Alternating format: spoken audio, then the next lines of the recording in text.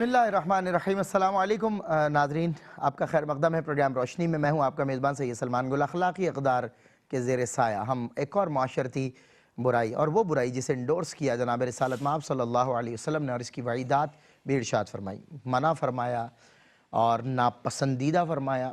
भाई हम तो सिर्फ इतना जानते हैं कि आप जिस बात से रोक दें वो हराम है, और आप जिस बात का इज़्न दे दें वो हलाल है। और बंदा मोमिन, अब्द मुस्तफ़ा, बंदा खुदा इन चीज़ों के दरमियान तमीज़ करते ही ज़िंदगी बसर करता है। वही बंदा मोमिन होता है, वही रहमान के बंदे होते हैं जिन्हें अल्लाह रब्बुल इज़्ज़त पसंद फरमाता है। अल्लाह ताला सिर्फ़ आपसे महज़ ये चाहता है कि आप उसके महबूब सल्लल्लाहु अलैहि वसल्लम के बताए हुए तरीक़े पर अमल पैरा रहें, उसी रास्ते पर गामज़न रहें। अब इस रास्ते में कोई भी रुकावट जो हुज़ूर सरवर दो आलम सल्लल्लाहु अलैहि वसल्लम ने माशरे में महसूस की, उसको आपने इरशाद फरमाया और हमें हलाल और हराम की तमीज़ बता दी। बहरहाल एक बहुत बड़ा कबीरा गुनाह, एक बहुत बड़ी माशरती बुराई, और आज तक जो हम लोगों में मौजूद है वो है हसद और बुग़्ज़। दूसरे से, दूसरे की तरक्की से, तामीर से, उसकी इज़्ज़त से, उसके ओहदे से हसद करना, उसके लिए दिल में बुग़्ज़ रखना, और फिर बुग़्ज़ के साथ मज़े की बात ये मिलना बड़े अच्छे अंदाज से, दिल में बुग़्ज़ और चेहरे पर मसरत। आपकी क्या बात है, ये हमारा रवैया बन चुका है। बहरहाल मैं बुग़्ज़ व हसद पे आज बात करूँगा, और बात करने के लिए पाकिस्तान के बेहतरीन नायाब उलमा इकराम मेरे साथ मौजूद हैं। मुफ्ती मोहम्मद सुहेल रज़ा अमजदी साहब और जनाब प्रोफेसर डॉक्टर मोहम्मद अहमद क़ादरी साहब, दोनों हज़रात का खैर मक़दम है।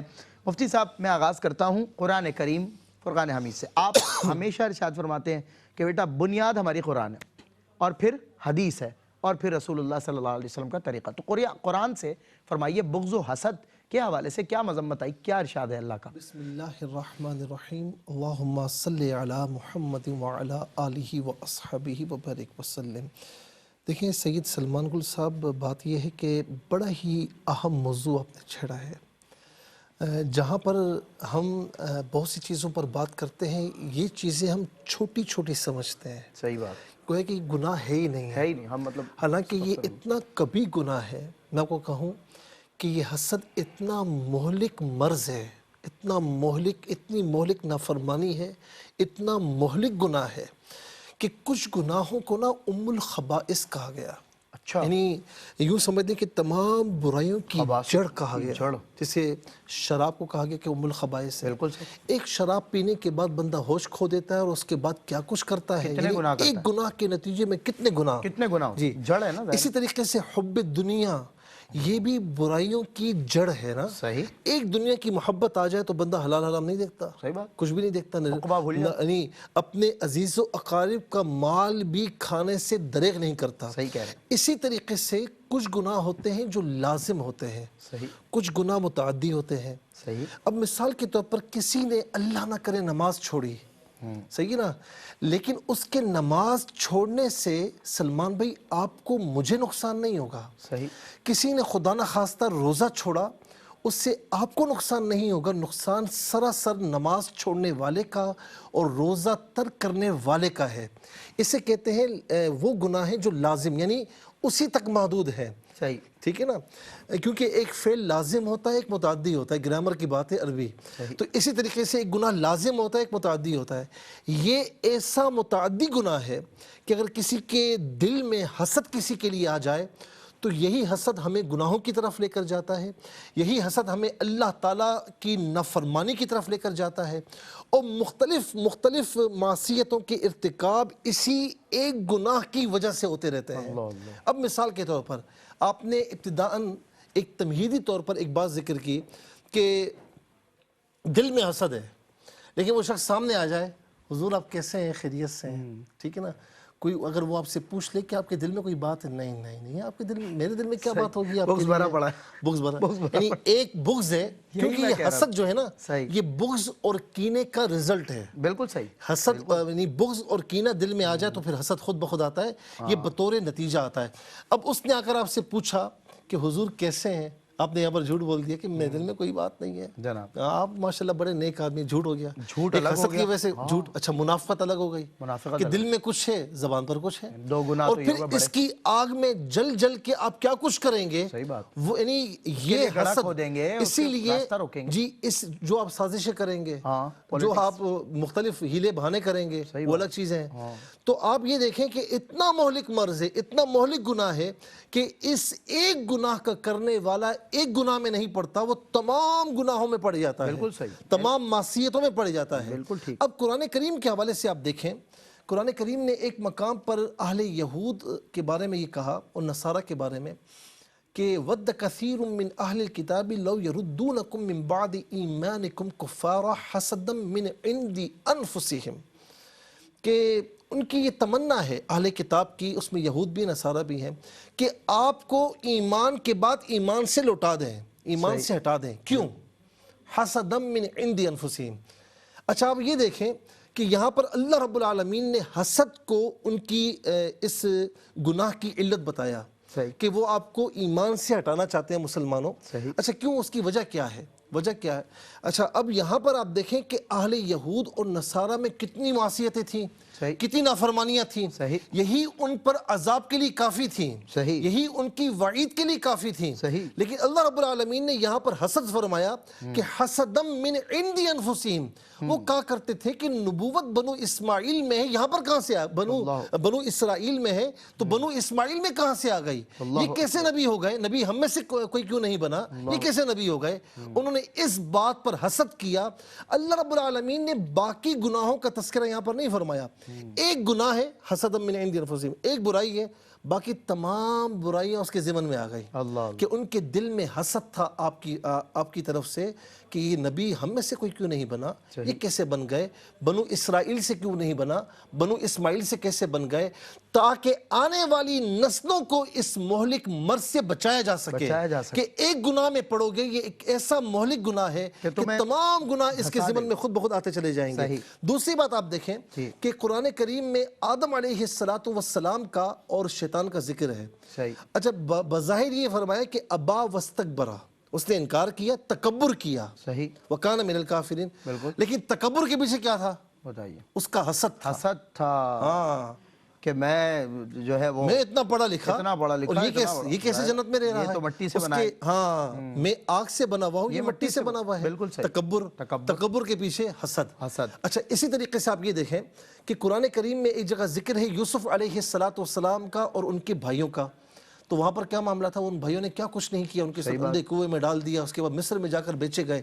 اذ قالوا لیوسف واخوہ احب الی ابینا منا ونحن عصبہ، اللہ وہاں پر یہی چیز تھی اللہ اکبر کہ ہمارا باپ اس سے محبت کرتا ہے ہم سے زیادہ، ہم سے اتنی محبت نہیں کرتا، ہم تو پوری جماعت ہے بھائیوں میں جی جی جی جی حسد، یہاں پر حسد پیدا ہوا۔ اس کے بعد کیا معاملہ ہوا آپ کے سامنے، اچھا پھر حابیل اور قابیل کا معاملہ، قابیل حابیل کے خلاف کیوں ہوئے، کیوں ہوا کہ حسد موجود تھا کہ ایک چیز اس کو مل رہی ہے، اس کا نکاح جہاں پر ہو رہا ہے میرا وہاں پر نکاح کیوں نہیں ہو رہا، اسی آگ میں جل کر کتنے گناہ اس نے کیے یہاں تک کہ راندہ بارگاہ ہو گیا۔ اور آپ حضرت حسد کی آگ انسان کو معاشرے کے اتنے بڑے جرم کی طرف لے جاتی ہے قبلہ، یعنی قتل کی طرف، اور ایک مسلمان کا قتل پوری انسانیت، بلکہ میں جملہ کہوں انسان گا، کا قتل، ایک جملہ کہوں گا، آج کی سوسائٹی میں ہم دیکھ لیں کہ باہم مقابلے، باہم چپکلشیں، میرے چچا کا بیٹا یہاں پر پہنچ گیا، میں کیوں نہیں پہنچ پا رہا، میرا ساتھ پڑھا ہوا کلیگ تھا مجھ سے بھلے اچھا پڑھتا تھا، وہ وہاں پہنچ گیا، میں تو بیٹھا ہوا ہوں۔ اب یہاں پر آپ دیکھیں کہ رنجشیں، مصیبتیں، پریشانیاں، آپس میں فتنہ فساد، اس کے پیچھے بھی حسد ہے۔ بالکل صحیح، اور بیٹھے ہی رہ جاؤ گے ساری زندگی اگر اپنا رویہ یہ رکھا اور روتے رہے۔ اور دوسری ایک بات یاد رکھنا، میں نے کل بھی کہا تھا مصعب حق تلفی کے حوالے سے کہ کسی کا، ہم جب کسی سے قرض لیتے وقت ہمارا چہرہ اور ہوتا ہے، اور لینے کے بعد ہم کہتے ہیں اتنا پیسہ دیا اللہ نے، ہم سے قرض کا مطالبہ کر رہا ہے، یعنی کہ مطلب ہم سے کیوں مانگ رہا ہے، ہمیں معاف کر دے۔ آپ نے کیا معاف کروانے کے لیے قرض لیا تھا؟ وقت مصیبت تو آپ کو بڑی طلب تھی ان پیسوں کی، کسی نے دے دیا، اس کا ذاتی پیسہ، اس کی محنت کا پیسہ ہے، وہ آپ سے مانگتا ہے تو آپ ایسی بات کرتے ہیں۔ گو کہ مطلب ہوتے ہیں ایسے لوگ، ہمارا مزاج یہی ہے کہ چلو ٹھیک ہے معاف کر دیا جائے، لیکن اگر بساط سے باہر ہو تو وہ معاف کرنے کے لائق نہیں ہوتا. ہر انسان کو ضرورت ہے، ضرورت مند ہوتا ہے.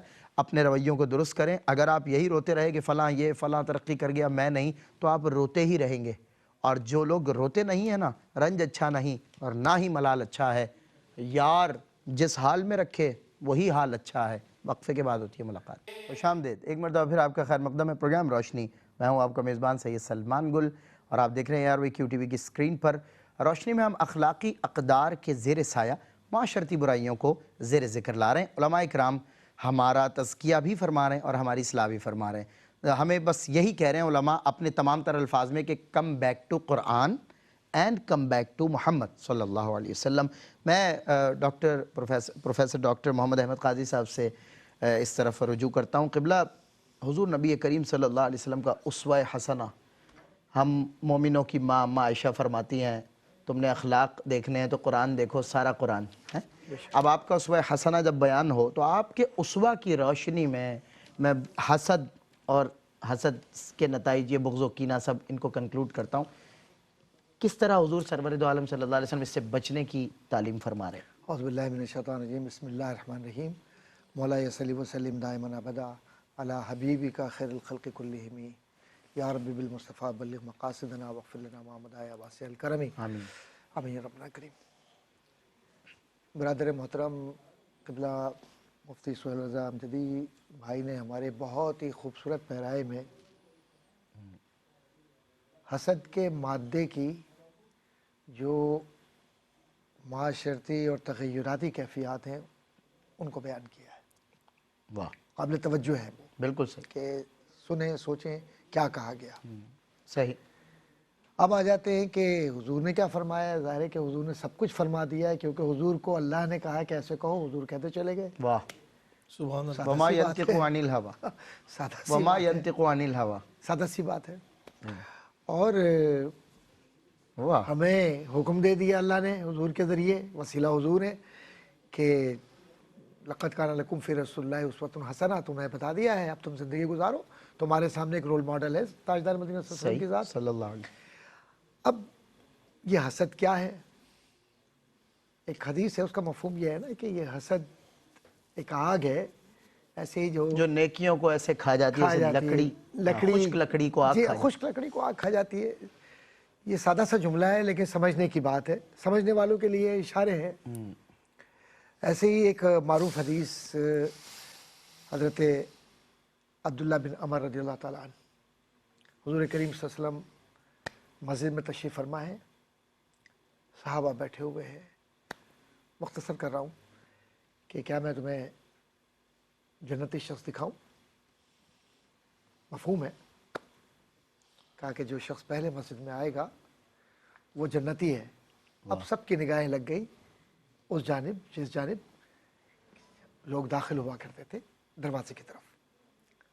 وہ صاحب تشریف لے آئے، وضو کے آثار تھے، چہرہ گیلا، داڑھی میں پانی لگا ہوا. سب لوگ رشک سے دیکھنے لگے. حسد سے نہیں رشک سے دیکھنے لگے. یہاں تو رشک ہے نا. رشک ہے نا. حضور نے فرمایا جنتی ہے. اللہ. دوسرا دن پھر آیا، حضور نے فرمایا جنتی شخص دکھاؤں. پھر دیکھا وہی صاحب تشریف لا رہے ہیں. پھر رشک کی نگاہ سے دیکھا. اللہ حضل قیاس. تیسرے دن بھی ایسا ہی ہوا، وہی صاحب تشریف لائے. اب اس کے بعد جب وہ نکلے نماز کے بعد تو حضرت عبداللہ بن عمر رضی اللہ تعالیٰ کہتے کہ مجھے یہ بس خیال ہوا کہ میں دیکھوں کہ جنتی کیسے ہیں، کون سا عمل کرتے ہیں. واہ. تو جا کر یہ کہا کہ قبلہ میں اپنے والدین سے ناراض ہوں اور میں گھر میں نہیں سو سکتا، آپ مجھے اجازت دے دیں کہ میں آپ کے ساتھ ٹھہر جاؤں. اللہ. کہا آؤ بیٹا آ جاؤ چلو. اللہ. وہ بزرگ لے کے چلے گئے. گھر میں لے جا کر بستر لگایا. رات کا وقت ہوا، وہ سو گئے. تو سونا کیا تھا، یہ دیکھ رہے تھے کہ اب یہ رات میں قسمت اٹھیں گے، کیا کریں گے، کیا عمل ہے ان کا جس کی وجہ سے یہ جنتی ہوئے. تو دیکھا کہ سکون سے سو رہے. صبح ہوئی، نماز کے لیے اٹھے، اس کے بعد اپنے معمولات میں مشغول ہو گئے، کام کرتے رہے پورا دن، جو بھی کرنا تھا کام وغیرہ کیا. پھر اس کے بعد اگلا دن، پھر اس کے بعد انہوں نے اجازت لی. کہا کہ اب مجھے اجازت دیجیے، میں اب جا رہا ہوں. اور جاتے ہوئے صرف مجھے یہ کہنا تھا کہ میں تو صرف یہ دیکھنے آیا تھا کہ حضور نے جو بشارت دی تھی جنتی ہونے کی وہ کون سا عمل ہے کہ جس کی وجہ سے آپ جنتی ہیں. قبلہ میرے پیارے بھائی، آپ تو ماشاءاللہ دن بھر لوگوں کی جو ہے نا اصلاح احوال کرتے ہیں، تو آپ تو جنتی ہیں آپ تو ماشاءاللہ. تو کیونکہ ظاہر ہے کہ دین کی طرف بلا رہے ہیں، جنت کی طرف بلا رہے ہیں آپ تو. 5 وقت جنت دے رہے ہیں اللہ کی طرف سے. زندگی کا اکثر حصہ قرآن پڑھتے پڑھاتے گزرا مفتی ہے، صاحب کا تو سمجھاتے ہوئے گزرا ہے. سبحان تو یہ علماء کو تو زہرت بھی عبادت ہے. اللہ. بے شک. تو میں یہ عرض کر رہا تھا کہ انہوں نے کہا کہ کون سا عمل ہے آپ کا ایسا؟ آپ کا کون سا عمل ہے؟ کہا دیکھو ٹھیک. بات سادہ سی ہے، اگر تم میرے عمل پر جاؤ گے تو نہیں دیکھ سکو گے، صحیح. کیونکہ وہ دکھائی نہیں دیتا آہا. جو تم دیکھنے آئے تھے. ظاہر ہے باطنی لیکن کیفیت. چلو میں تمہیں بتا دیتا ہوں کہ وہ عمل کیا ہے. میں تمہیں یہ بتلاتا ہوں کہ میں نے پوری زندگی کسی شخص سے حسد نہیں کیا واہ اور ہر شخص کو اچھا سمجھا. واہ. تو عزت اس دی. کے عوض میں اللہ کے نبی صلی اللہ علیہ وسلم نے مجھے یہ بشارت عطا فرمائی. واہ. تو میں یہ عرض کرنا چاہ رہا ہوں اپنے بہن بھائیوں سے سبحان اللہ. کہ کسی گھر میں اگر بیٹیاں ہیں تو یہ اللہ کا عطیہ ہے. صحیح. تو اس لیے حسد مت کیجئے کہ کسی گھر میں صرف بیٹے ہیں تو آپ حسد کرنے لگے. صحیح. رشتوں کے اندر بعض ایسی بھی مجبوریاں ہوتی ہیں کہ جن کی وجہ سے ایک شخص آگے نکل گیا، ایک شخص تھوڑا سا پیچھے رہ گیا. تو جو آگے نکل گیا اس سے حسد مت کیجئے، عمل کیجئے کوئی ایسا کہ جس سے آپ بھی آگے بڑھ سکیں. اور یہ جو نفرتوں کے مینار ہم نے کھڑے کر دیے ہیں اور پھر اس کے بعد اس میں ہم اس آگ میں جل رہے ہیں جو آگ ہمیں نفسیاتی بیمار بنا رہی ہے. قبلہ مفتی صاحب نے جو بات کہی تھی نا، بڑی بنیادی بات ہے. ہم کمپلیکس ہو جاتے ہیں نا ہر ایک کو کہ دیکھ کے. نفسیاتی بیمار ہو جاتے ہیں ہم بیماری ہے یہ. کہ اللہ اس کا رنگ بڑا صاف ہے، میرا کیوں نہیں. ہاں صحیح. ارے استغفر اللہ. رنگ پر جنت دوزخ کا فیصلہ نہیں ہوگا، عمل پر ہوگا. اور عمل یہ ہے کہ حسد نہ کرو. اور قبلہ یہ تو میں سمجھتا ہوں براہ راست خود کی ذات سے شکوہ نہیں، رب تعالیٰ سے شکوہ ہے اصل بات یہ ہے کہ اس حال میں تمہیں اللہ نے رکھا ہوا ہے. رب نے عطا فرمایا نا. دیکھیے ہر شے اللہ کی ایک نعمت ہے. اگر کسی کو رنگ دیا ہے تو دوسرے کو اگر ذرا سا رنگ کمزور دیا ہے تو صلاحیت کوئی اور زیادہ- صلاحیت دی ہوگی. بالکل صحیح بات. ذہن وہ اچھا صلاحیت دیا. کہیں اور، تو یعنی کمپنسیٹ کر دیا ہے. ٹھیک ہے. تو کہنے کا مقصد صرف یہ ہے کہ یہ جو آواز اخلاق کیو ٹی وی کا ہے، اس کا بنیادی مقصد یہ ہے کہ ہم اس بات کو سمجھیں کہ ہم اخلاقی برائیوں سے اس وقت نکل سکتے ہیں کہ جو رب نے ہمیں نعمتیں عطا کر دی ہیں ان پر شکر ہم کرنا. ان پر شکر کریں، بالکل صحیح. قناعت کریں. بالکل. اور بس ایک ہی بات سمجھیں جی جی. کہ میرے رب نے جتنا مجھے نوازا ہے میں اس کا کیسے شکر ادا کروں. ہاں ہاں کیا بات ہے. مفتی صاحب قبلہ مجھے بریک لینا ہے لیکن کچھ آپ سے آغاز کر لیتا ہوں. یہ بغض و حسد کی بات آپ فرما رہے تھے، تو یہ عوامل اور کون سی یہ سورسز ہیں، کون سے ریزنز ہیں، عوامل، اسباب، اس کی طرف ذرا میں چاہتا ہوں کہ جو بغض و حسد میں مبتلا کرتے ہیں آدمی کو. اچھا، مسئلہ یہ ہے کہ اس کے عوامل نا یوں سمجھنے کہ ہر فرد کے ساتھ انفرادی طور پر یہ لاحق ہو جاتے ہیں. صحیح ہے. اچھا، بنیادی طور پر نا جو شخص جاہل ہو، صحیح. تو جہالت تو خود ایک بہت بڑا عیب ہے. بہت بڑا عیب ہے. صحیح بات. جاہل آدمی بہت جلدی دوسروں سے حسد کرتا ہے. صحیح. ٹھیک ہے. نمبر 2، سوچ میں تنگی ہو. صحیح. اچھا، سوچ میں جو تنگی واقع ہوتی ہے عام طور پر جہالت میں بھی واقع ہوتی ہے، اور بعض اوقات بندہ بظاہر علم بھی حاصل کر لیتا ہے تب بھی اس کی سوچ تنگ ہوتی ہے. صحیح. اس کی فکر میں وسعتیں نہیں ہوتی. صحیح. تو اس لیے وہ عام طور پر ان معاملات میں پڑ جاتا ہے، ان معاملات میں مبتلا ہو جاتا ہے. اچھا، آپ کہیں گے کہ یار علم ہوتے ہوئے کیا بغض اور عناد یا حسد پیدا ہوتا ہے؟ تو حضور نبی کریم علیہ السلام کی ایک حدیث پاک ہے کہ میری امت میں یہ خرابیاں ہوں گی. اس میں خاص طور پر یہ بھی فرمایا کہ علماء حسد کریں گے. علماء، ہاں، جن کو علم دیا گیا اہل علم ایک وہ دوسرے بھی سے حسد کریں گے. توبہ. تو یہ بات ضروری نہیں کہ کوئی اہل علم میں سے ہو یا یعنی علم اس نے حاصل کیا ہو تو ہم یہ کہیں کہ اس میں حسد کینہ یا بغض آ نہیں سکتا. ایسا نہیں ہے. ہمارے سامنے اللہ تبارک و تعالی جس کو بچائے، لیکن علم ہونے کے باوجود وسعت قلبی ہونا، وسعت ظرفی ہونا اور وسعت فکری ہونا صحیح، یہ ضروری نہیں ہے. میں مفتی صاحب یہاں ایک بریک لوں گا، واپس آتا ہوں آپ سے. آپ کی بات سے مجھے بات یاد آتی ہے، تہذیب سکھاتی ہے جینے کا قرینہ، تعلیم سے جاہل کی جہالت نہیں جاتی.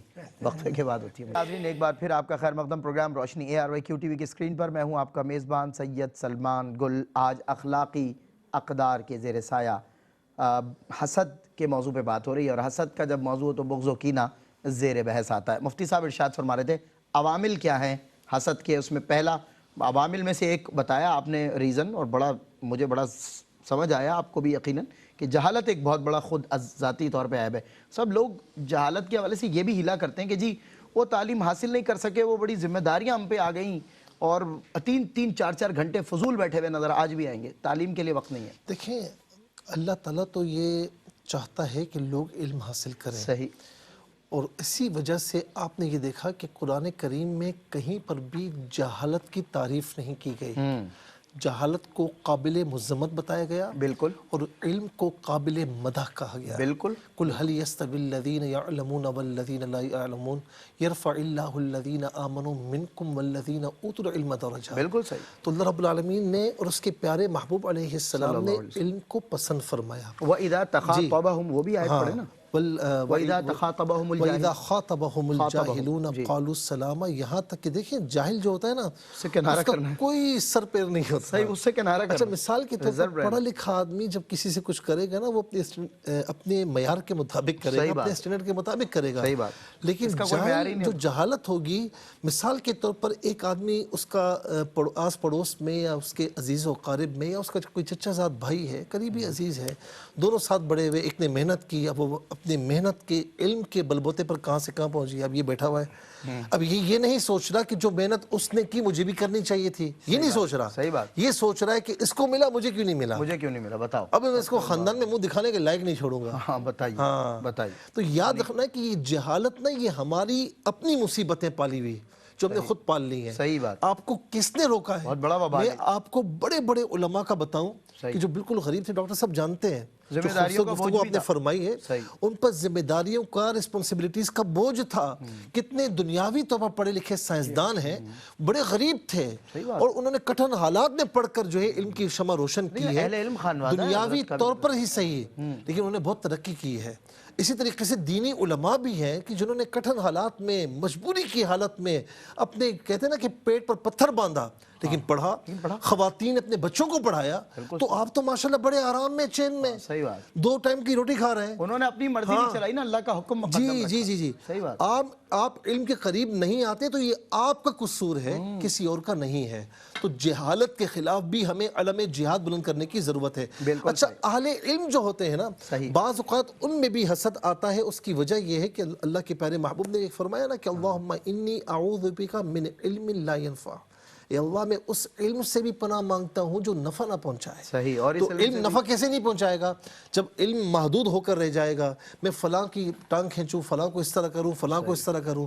بھائی علم اللہ رب العالمین نے آپ کو اس لیے عطا نہیں فرمایا۔ بھائی میں نے بھی علم حاصل کیا، سلمان بھائی نے بھی کیا، وہ کہاں پہنچ گئے، میں یہاں بیٹھا ہوا ہوں۔ تو ہو سکتا ہے کہ جو ایبلٹیز ان کے پاس ہوں سلمان بھائی کے پاس، ہمارے پاس نہ ہو، ٹھیک ہے نا۔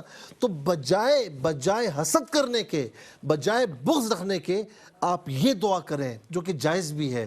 ایک تو ہوتا ہے حسد کہ یہ نعمتیں اس سے چھن جائیں مجھے مل جائیں، اور ایک ہوتا ہے رش کرنا، یہ نعمتیں اس سے بھی اللہ رب العالمین عطا فرمائے اور مولا مجھے بھی عطا فرما۔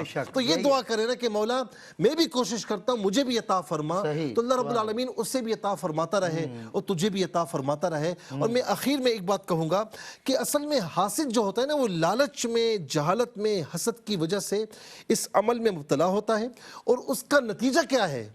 نتیجہ بڑا بھیانک ہے کہ وہ تقدیر پر، گویا کہ اللہ تعالیٰ کی تقسیم پر آبجیکشن کرتا ہے۔ بتائیے، اللہ اکبر، اللہ، میں آپ کی گفتگو میں مجھے جو نقطہ آیا ذہن میں کہ اللہ رب العزت وَتُعِزُّ مَن تَشَاءُ کا جو مصداق لوگ ہوتے ہیں وہ صرف ينفع الناس ہوتے ہیں، جی، جو نفع پہنچانے والے، اپنے علم سے، اپنے ہاتھ سے، اپنی زبان سے، اور وہ جو اپنی ہاتھ، زبان اور علم سے لوگوں کو نقصان پہنچاتے ہیں، وَتُذِلُّ مَن تَشَاءُ کا وہی مصداق۔ اور مصعب یہ ایسی کئی مثالیں، وہ اگر کچھ وقت کے لیے عزت کا تاج سر پہ بھی ہوگا، ایک آدھ وقت آئے گا نتائج بھیانک ہوں۔ بلکہ حدیث پاک ہے جو دوسروں کو مصیبت میں دیکھ کے خوش ہوتے ہیں نا، بڑا تھا نا، یہ ہو رہا تھا، اب دیکھو کیا حال ہو گیا ہے۔ تو نبی علیہ السلام نے فرمایا کہ لا تظہروا الشماتۃ لأخیک، اللہ اکبر، کہ اپنے بھائی کی مصیبت پہ کبھی خوش نہ ہونا، ورنہ یہ ان مصیبت، قریب اللہ تبارک و تعالیٰ ورنہ تجھے بھی اس میں مبتلا فرمائے گا۔ اللہ اکبر، اللہ اکبر۔ خدا کے واسطے غور کیا کیجئے، آپ دنیا میں بہت سارے فالوور ان حضرات کے، مصعب کے، ڈاکٹر صاحب کے، تو فالو صرف کرنا جو ہے نا وہ مانوی اعتبار سے پورا تب نہیں ہوتا جب آپ عمل نہیں کرتے، کیونکہ آپ گفتگو سنتے ہیں اللہ اللہ استغفر اللہ کرتے ہیں اور پریکٹیکلی وہی اسی ٹریک پہ چل رہے ہوتے ہیں. عمل سے زندگی بنتی ہے، جنت بھی جہنم بھی. یہ خاکی اپنی فطرت میں نہ نوری ہے نہ ناری ہے. ڈاکٹر صاحب میں آج کے موضوع کے حوالے سے حسد کینہ بغض، ڈاکٹر صاحب آپ تو سوسائٹی کو فیس کرتے رہے، ویسٹ کو بھی آپ نے دیکھا ہے، دنیا کا بھی سفر کیا ہے، وہاں بھی آپ کے لیکچرز ہوئے ہیں، مختلف روایات، مختلف تہذیب، مختلف کلچر آپ نے دیکھے اور ان کلچرل پوائنٹ آف ویو سے بھی آپ کو بڑا اللہ نے علم عطا فرمایا. تو فرمائیے بغض و کینہ حسد یونیورسل ایک میسج دیں ناظرین کو آخر میں ایک پیغام کہ کیا ہے بغض و حسد کے زیر اثر پیغام. بغض و حسد کینہ اپنی موت ہے.